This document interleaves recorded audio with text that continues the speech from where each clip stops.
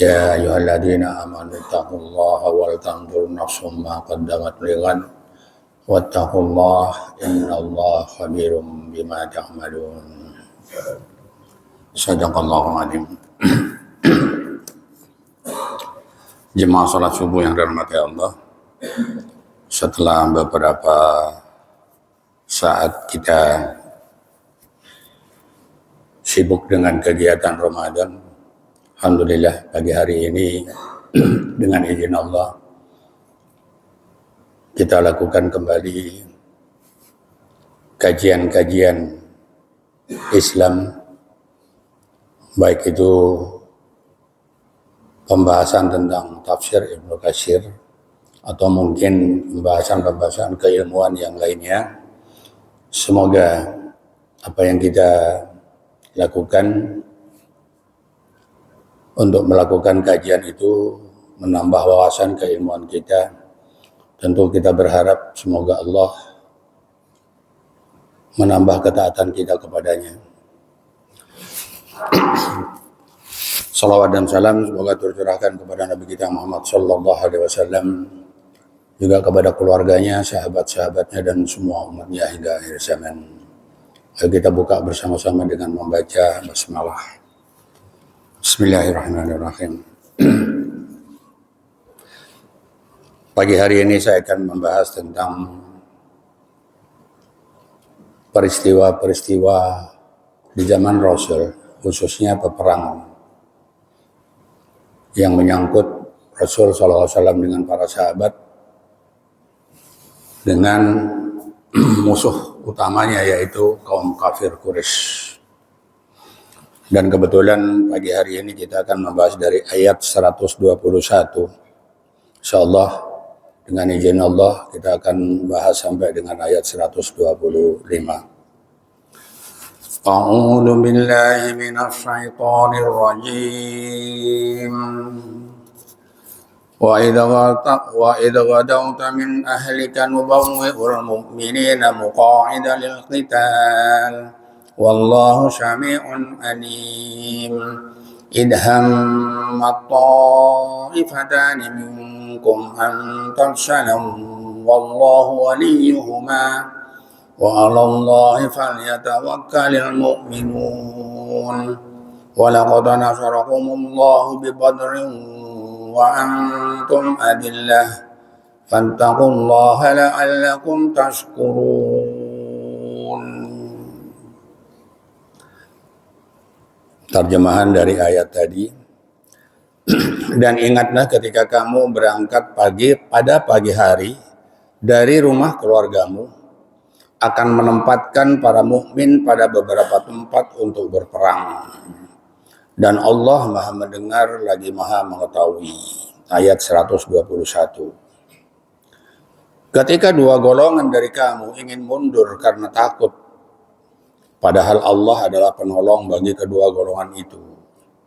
Karena itu hendaklah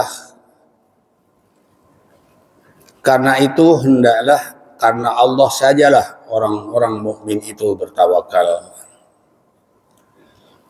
Ayat 122. Sungguh Allah telah menolong kamu dalam peperangan Badar. Padahal kamu adalah ketika itu orang-orang yang lemah. Maka bertakwalah kepada Allah supaya kamu bersyukur. Jemaah rahmati Allah. Pembahasan dari ayat ini, penafsiran dari ayat ini, Al-Imam Ibnu Katsir beliau mengatakan begini. Menurut jumhur ulama, yang dimaksud dengan peristiwa ini adalah peristiwa perang Uhud. Walaupun nanti kita dapati pendapat dari ulama yang lain, yang mereka berpendapat bahwa ayat tadi berkaitan dengan perang Uhud, itu disampaikan oleh saudara dari Rasulullah SAW sekaligus sahabat dekatnya yaitu Ibnu Abbas. Dan didukung oleh Al-Hasan, Qatadah, As-Sa'di, dan ulama-ulama yang lainnya, sahabat-sahabat yang lainnya. Sedangkan Hasan Al-Basri, beliau mengatakan yang dimaksud dengan ayat tadi adalah perang Ahzab. Tapi itu ditolak oleh beberapa ulama.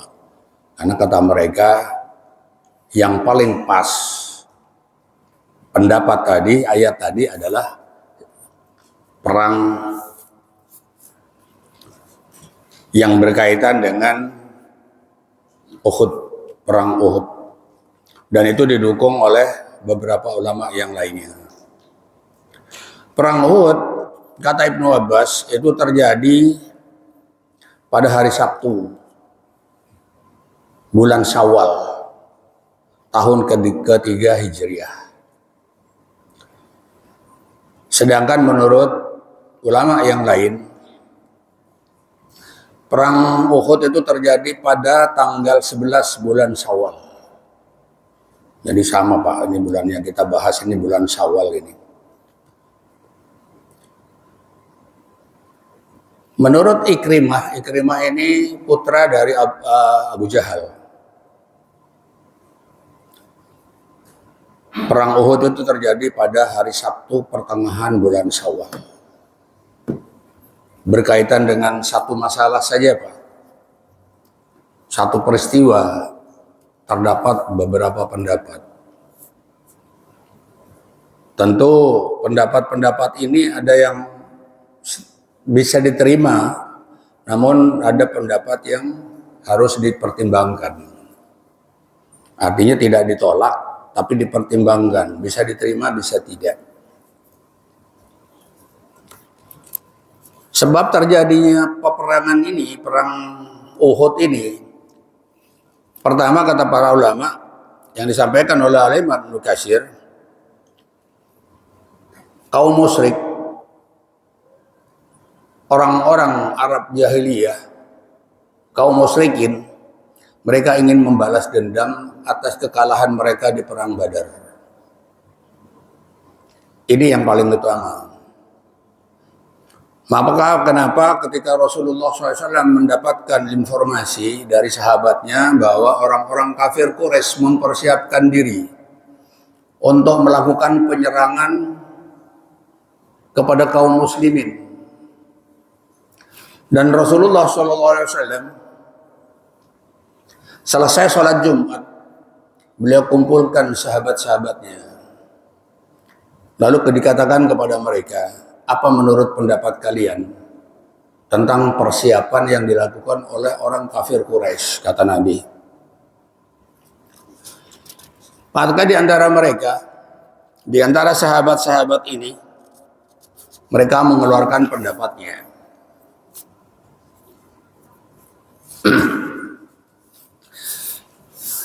Ada yang berpendapat, jemaah rahmati Allah, seperti misalnya Abdullah bin Ubay, yang ketika itu Abdullah bin Ubay ini belum ketahuan sifat munafiknya. Dia usul kepada Rasulullah, bagaimana kalau kita tunggu saja mereka?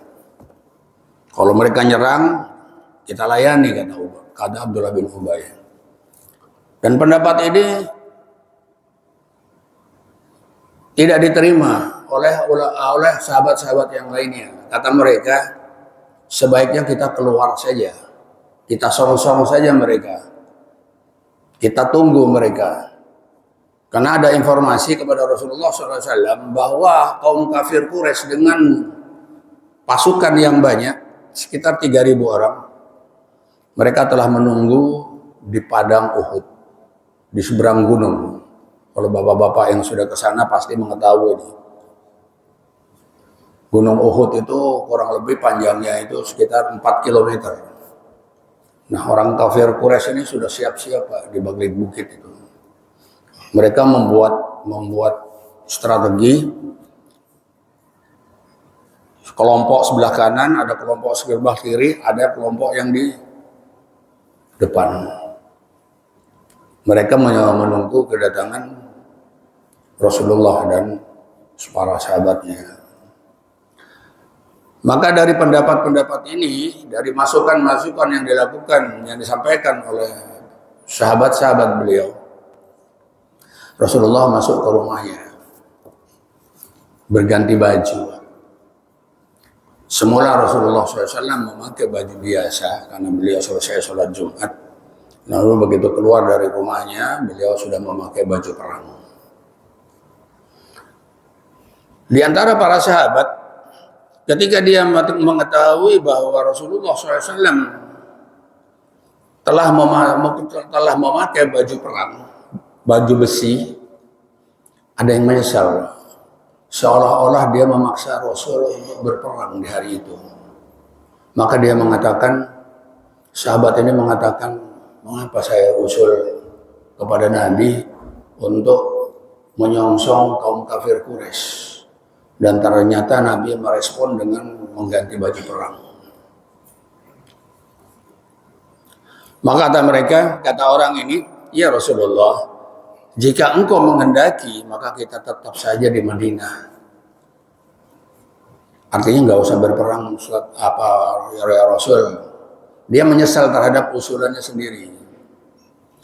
Maka Rasulullah SAW bersabda, tidak layak bagi seorang nabi yang telah menyandang busurnya untuk kembali hingga Allah memberikan keputusan baginya.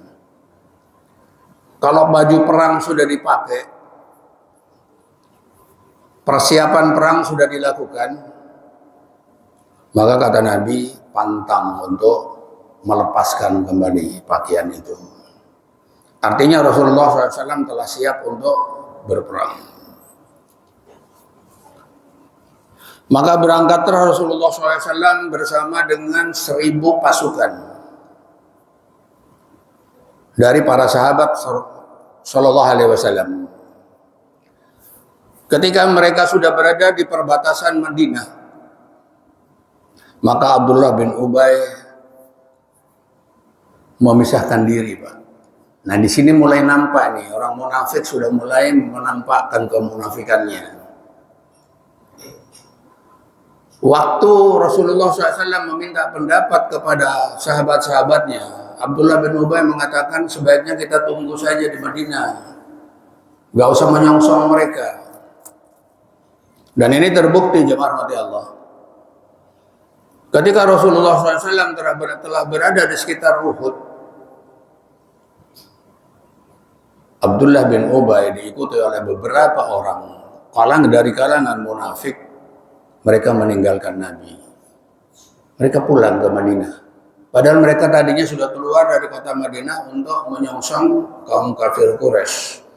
Tapi ternyata mereka begitu tiba di lokasi justru malah meninggalkan Nabi.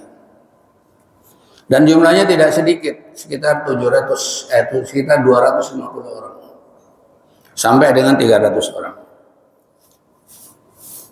Maka disebutkan oleh Al-Imam Ibnu Katsir, jumlah mereka sepertiga dari jumlah yang dibawa oleh Nabi.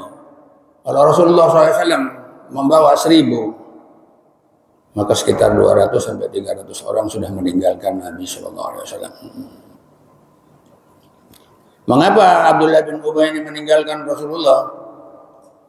Kata Al-Imam Ibnu Katsir, karena dia kecewa, usulnya tidak diterima oleh Nabi. Itu alasannya.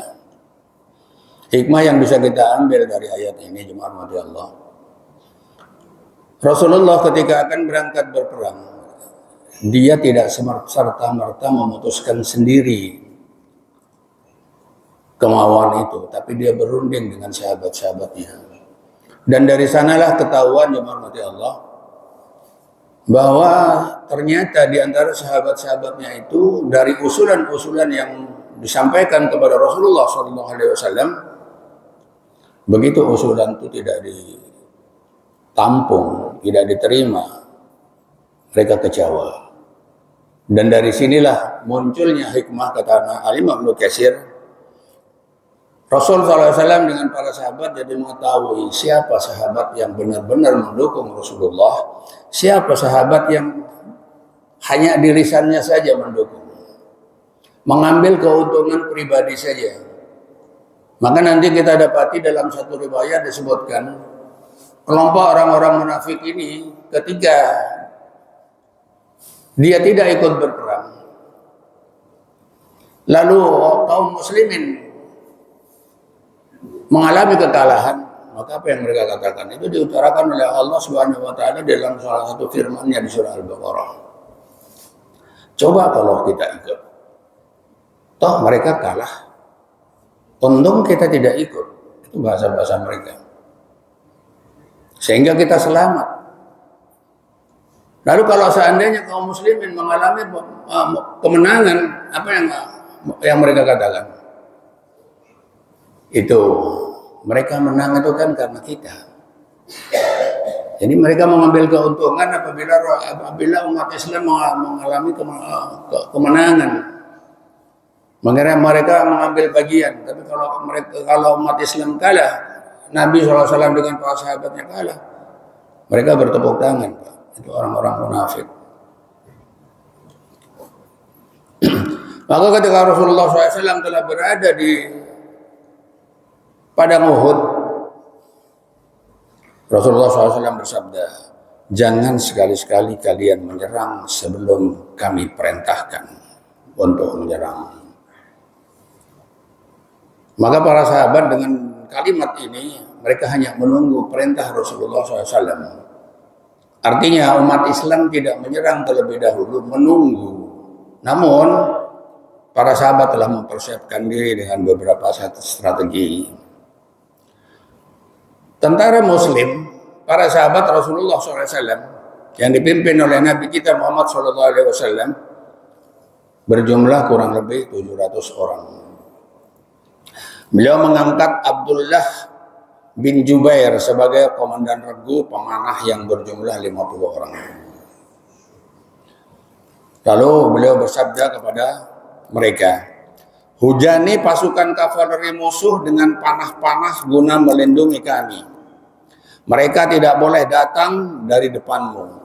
Tetaplah kalian di pos kalian jika kekalahan menimpa kami.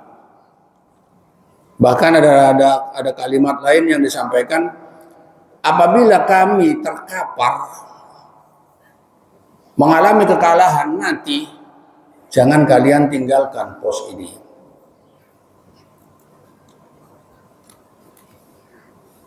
Jika kalian melihat kami diserang, maka kalian harus tetap berada di tempat. Ini perintah dari Nabi kepada sahabat-sahabatnya yang ditugaskan untuk memanah sebanyak 50 orang. Nabi melarang mereka meninggalkan posnya. Nanti setelah terjadi peperangan, ini yang dipesankan oleh Nabi ini lepas, Pak. Mereka ingkar, mereka tidak patuh.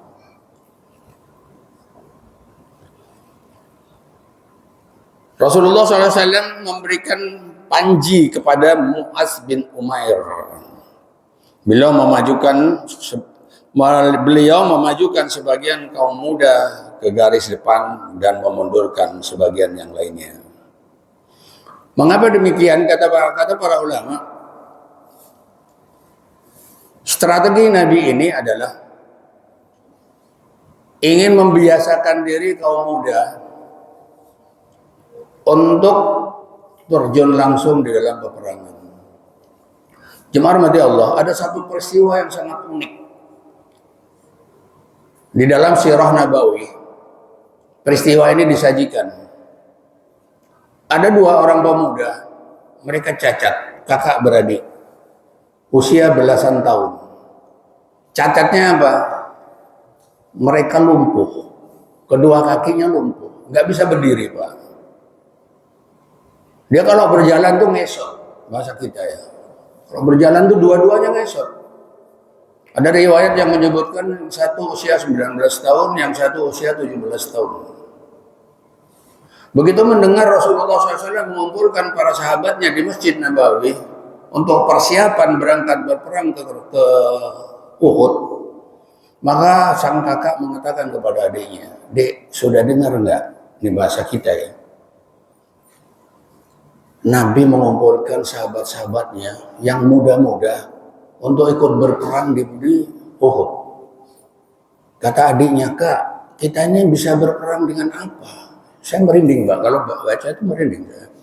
Kita ini bisa berperang dengan apa? Kita ini Jalan saja susah. Kaki kita ini berdiri saja nggak bisa. Lalu bagaimana untuk berperang?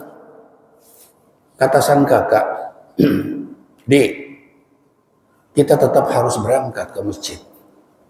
Kita tunjukkan kepada Nabi bahwa kita juga ikut bagian.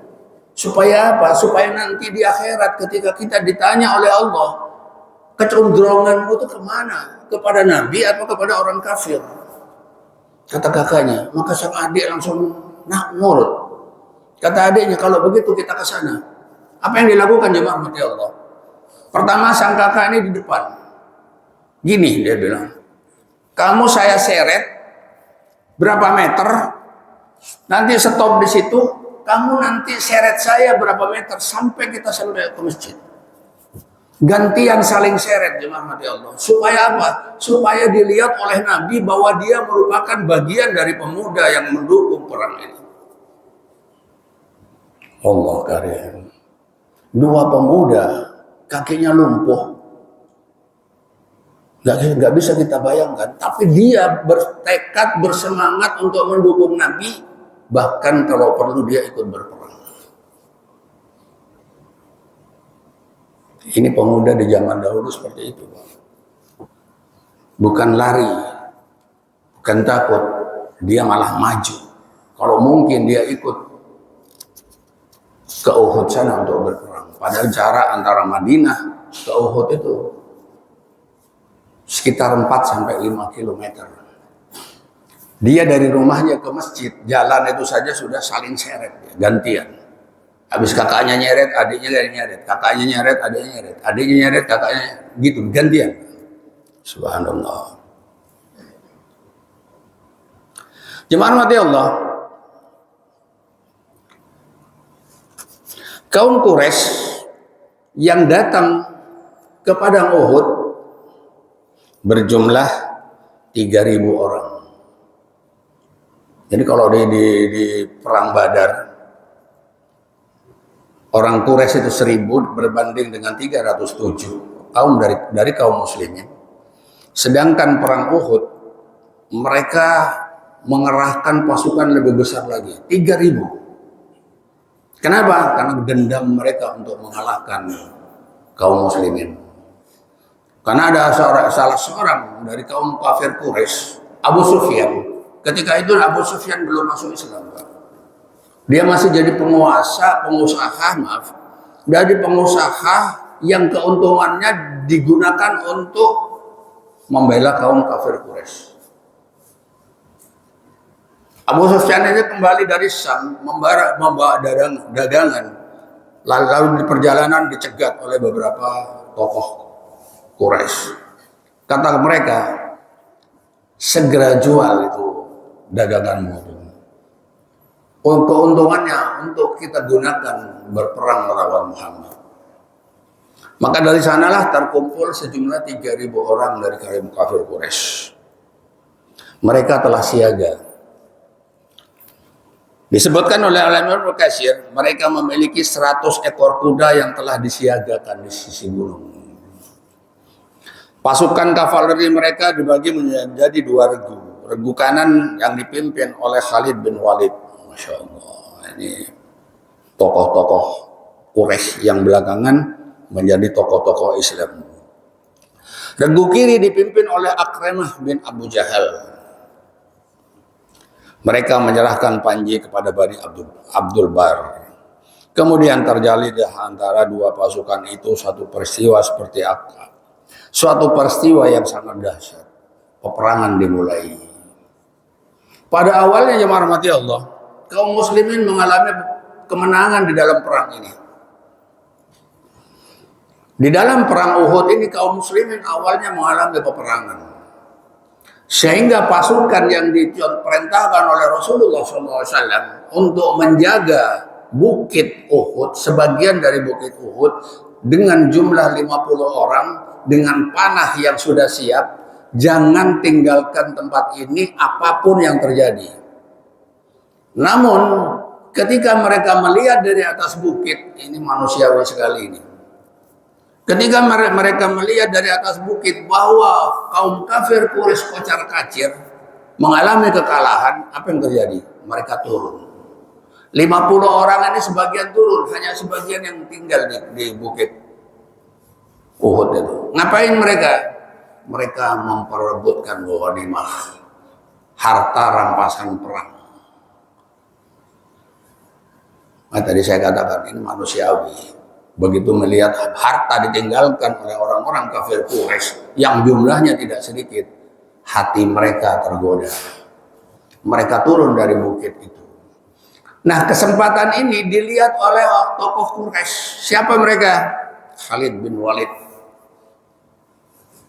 Khalid bin Walid begitu melihat itu bukit kosong, ditinggalkan oleh pasukan dari kaum muslimin, mereka mutar. Mereka putarin bukit itu, lalu naik dari sisi kiri, diseranglah orang-orang yang berada di bukit yang jumlahnya tidak banyak. Dari sanalah muncul situasi terbalik. Kaum muslimin yang semula unggul, bahkan membuat orang-orang kafir Quraisy, pasukan kafir Quraisy kocar kacir, muncul kembali keberaniannya. Mengapa demikian? Karena bukit yang dipesankan oleh Rasulullah jangan ditinggalkan. Sekarang di sebagian sudah meninggalkan bukit, sebagian syahid oleh pasukan Quraisy. Di sanalah situasi menjadi terbalik. Kalau semula orang kafir Quraisy lari kocar kacir, mereka kembali lagi memutari bukit, lalu di sanalah terjadi peristiwa yang sangat menyedihkan. Kekalahan yang dialami oleh kaum muslimin dalam perang Uhud. Maka nanti kita dapati dalam ayat Al-Quran, kata Allah di surah 8 itu, kalau kamu dahulu, kata Allah, mengalami luka, kalau kamu sekarang mengalami luka di perang Uhud, dulu pun mereka mengalami luka di perang Badar. Sampai-sampai Allah mengingatkan seperti itu. Jadi kalau misalnya di Uhud itu seperti itu, ya mereka juga pernah mengalami seperti itu. Nah, dari peristiwa perang Uhud ini dihormati Allah, maka kaum kafir Quraisy lebih berani lagi kepada kaum Muslim, kepada Rasulullah SAW.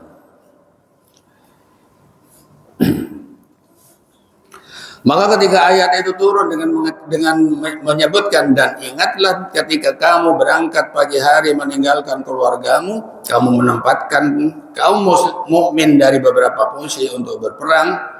Ini merupakan pemberitahuan dari Allah Subhanahu wa taala mengingatkan kepada kaum muslimin bahwa strategi sebenarnya sudah dibuat dari awal. Kaum muslimin posisinya sudah menguntungkan. Tapi itu lagi, ketika kaum muslimin, para sahabat Rasulullah SAW tidak mengikuti apa yang diperintahkan oleh Nabi, tidak meninggalkan tempat bukit itu, dan mereka lalai dari apa yang dipesankan oleh Nabi, maka terjadilah peristiwa ini. Maka kata Imam Ibnu Katsir, beliau mengatakan, inilah pentingnya taat kepada pemimpin. Ketika ketaatan itu sudah luntur, maka musibah yang terjadi.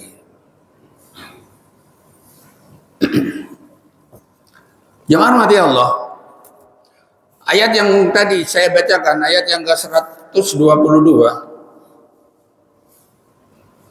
ketika dua golongan dari kamu ingin mundur karena takut, padahal Allah adalah penolong bagi kedua golongan itu. Karena itu hendaklah, karena Allah sajalah orang-orang mukmin itu bertawakal. Dari pembahasan ayat 122 ini, Allah memberitahukan kepada kita sekalian dirahmati Allah, bahwa ketika itu ada dua golongan dari kaum muslimin, dia ingin mundur dari peperangan itu. Imam Al-Bukhari rahimahullah ta'ala meriwayatkan dari Jabir bin Abdullah, dia berkata, ayat itu Yang dimaksud dengan ayat itu diturunkan sehubungan dengan dua kelompok. Siapa mereka? Mereka adalah Bani Harithah dan Bani Salamah. Mereka adalah semula pendukung-pendukung Rasulullah SAW dalam perang Uhud. Namun ketika ada kelompok yang lain dari kalangan kaum munafik, mereka meninggalkan peperangan sebelum peperangan itu dimulai, maka hati mereka pun gentar. Apalagi setelah mengetahui jumlah kaum kafir Quraisy dalam perang itu 3.000 orang. Kalau bahasa kita itu belum apa-apa mereka sudah ketakutan, ciut. Jadi Bani Harithah dan Bani Salamah itu mengakui bahwa ayat ini turun itu menyangkut mereka berdua, kelompok mereka. Maka apa kata mereka? Ayat itu turun berkenaan dengan kami.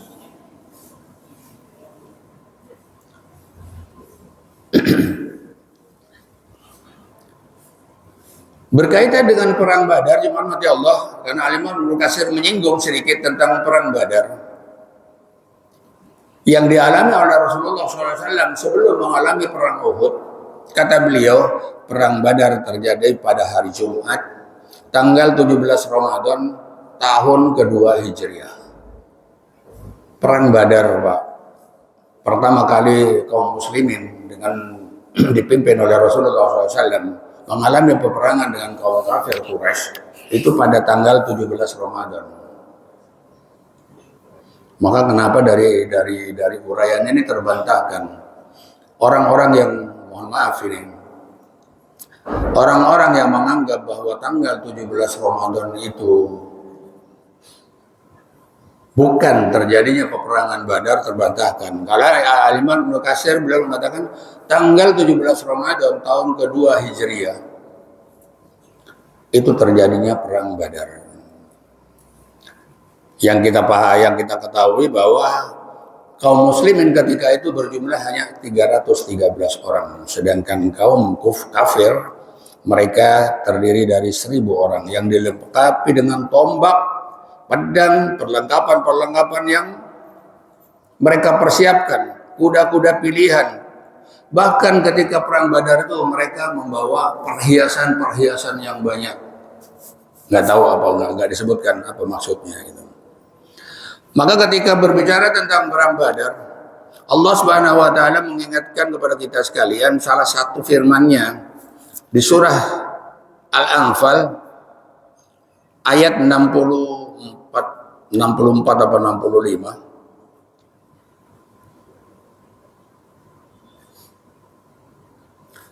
65 Allah Subhanahu wa taala berfirman yang artinya, "Hai Nabi, ya ayuhan nabi yuharridil mu'minina al qital." Hai Nabi, kobarkanlah semangat para mukmin itu untuk berperang. Jika ada 20 orang yang sabar di antara kamu, niscaya mereka dapat mengalahkan 200 orang musuh. Dan jika ada 100 orang yang sabar di antara kamu, mereka dapat mengalahkan 1.000 dari orang-orang kafir. Disebabkan orang-orang kafir itu kaum yang tidak mengerti.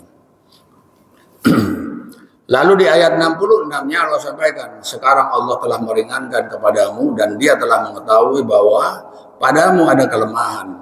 Maka jika ada di antara kamu 100 orang yang sabar, niscaya mereka dapat mengalahkan 200 orang di antara orang-orang kafir. Bahkan kalau ada 1.000 orang yang sabar di antara kaum muslimin, kata Allah, niscaya mereka dapat mengalahkan 2.000 orang kaum kafir atas izin Allah, dan Allah beserta dengan orang-orang yang sabar. Innallaha ma'as-sabirin. Ini Al-Imam Ibnu Katsir menyinggung sedikit tentang perang Badar. Nanti akan dibahas kelanjutannya ayat ini ketika kita membahas perang Badar itu di ayat 140 di surah Ali Imran. Jemaah mati Allah,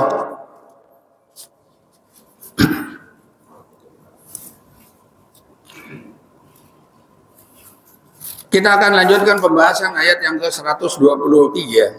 Kata Allah, sungguh Allah telah menolong kamu dalam peperangan Badar. Padahal kamu adalah ketika itu orang-orang yang lemah. Maka bertakwalah, bertawakallah kepada Allah supaya kamu bersyukur. Maka ayat ini disampaikan oleh Ibnu Katsir. Perintah Allah untuk bertakwa hanya kepada Allah saja. Agar kamu bersyukur, kata Ibnu Katsir, melaksanakan ketaatan pada Allah, menjauhi segala larangan-larangannya, itu merupakan salah satu cara Allah untuk menolong orang-orang kafir. Jemaah mati Allah, ketika perang Badar terjadi, keimanan orang-orang Islam ketika itu benar-benar sangat tinggi.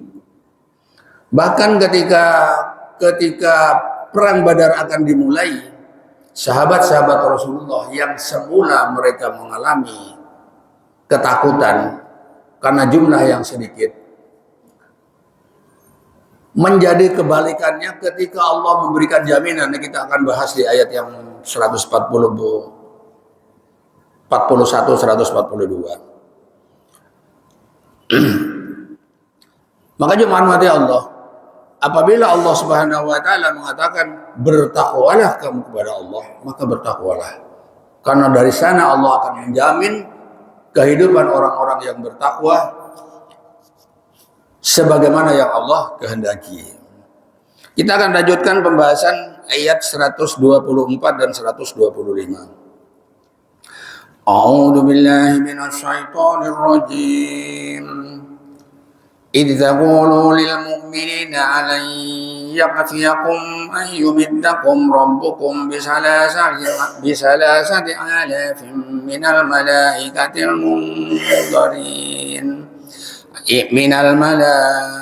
المنذرين بلى إن تصبروا وتتقوا ويأتوكم من فورهم هذا يمددكم ربكم بخمسة آلاف من الملائكة مصومين.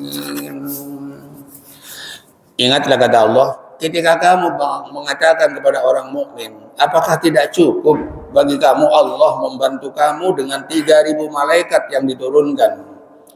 Ya, cukup jika kamu bersabar dan bertakwa.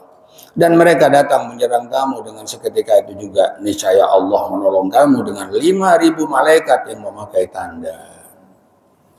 Jemaah mati Allah, dari dua ayat ini kita mendapatkan gambaran pertolongan Allah kepada kaum muslimin ketika itu. Baik itu ketika peperangan Badar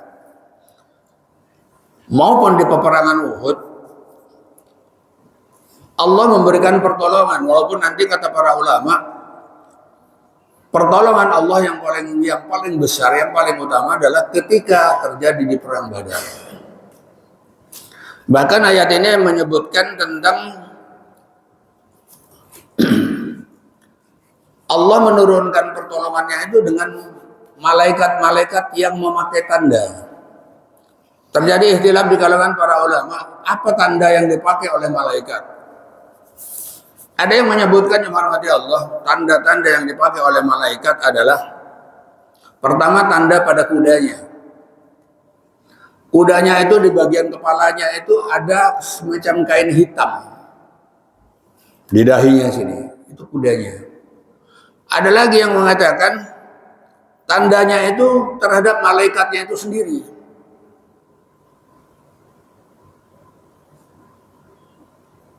Malaikat itu sendiri yang diberi tanda oleh Allah. Walaupun ketika itu tidak semua para sahabat melihat apa yang dilakukan oleh malaikat, oleh para malaikat. Hanya Rasulullah SAW ketika mendapati pertolongan Allah itu turun, Nabi mengangkat tangannya sambil tersenyum.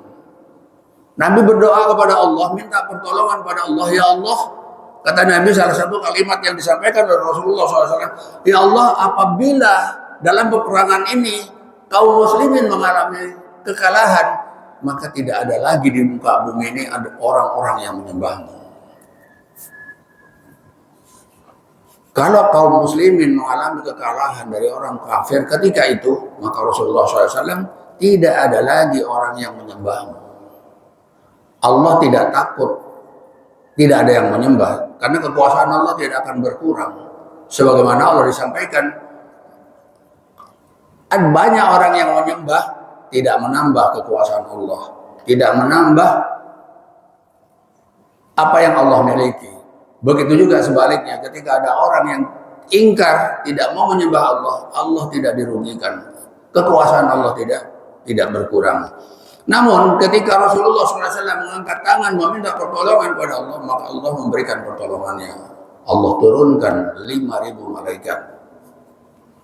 5.000 malaikat itu rahmati Allah, itu tidak semua orang bisa melihatnya.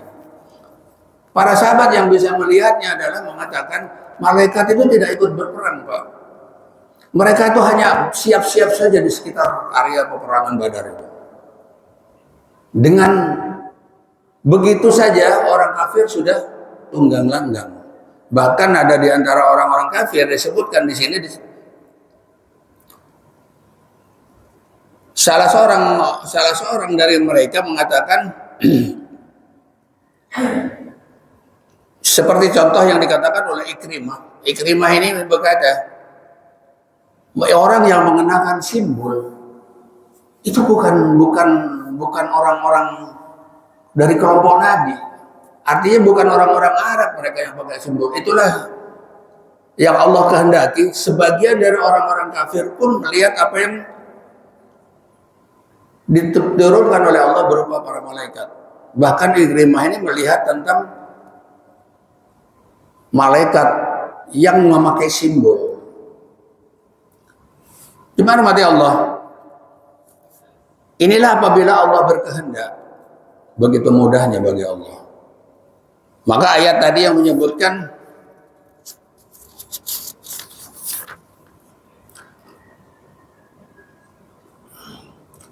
wa 'alallahi falyatawakkalul mu'minun. Hendaklah karena Allah sajalah orang-orang mukmin itu bertawakal. Al-Imam Ibnu Katsir menutup pembahasan ayat ini dengan mengatakan, ketika orang beriman dari kalangan umat Rasulullah SAW, dia hanya bertawakal kepada Allah, hanya taat kepada Allah, maka yakinlah bahwa Allah akan menolong hamba-hambanya yang taat itu. Maka sebagai penutup yang hormati Allah,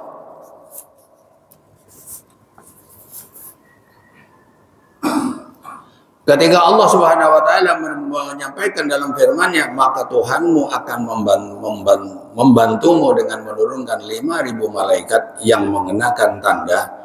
Kata Ibnu Katsir, beliau mengatakan bahwa kalau di dalam perang Badar yang memang situasinya menghendaki untuk diturunkannya pertolongan Allah, maka apalah mudahnya bagi Allah untuk memberikan pertolongannya kepada hamba-hambanya umat Rasulullah SAW ketika dia hanya bertawakal kepada Allah Subhanahu wa taala. Hikmah yang bisa kita ambil dari ayat yang kita bahas tadi, jemaah mati Allah, bertakwalah kepada Allah, taatlah kepada Allah, bertawakallah kepada Allah.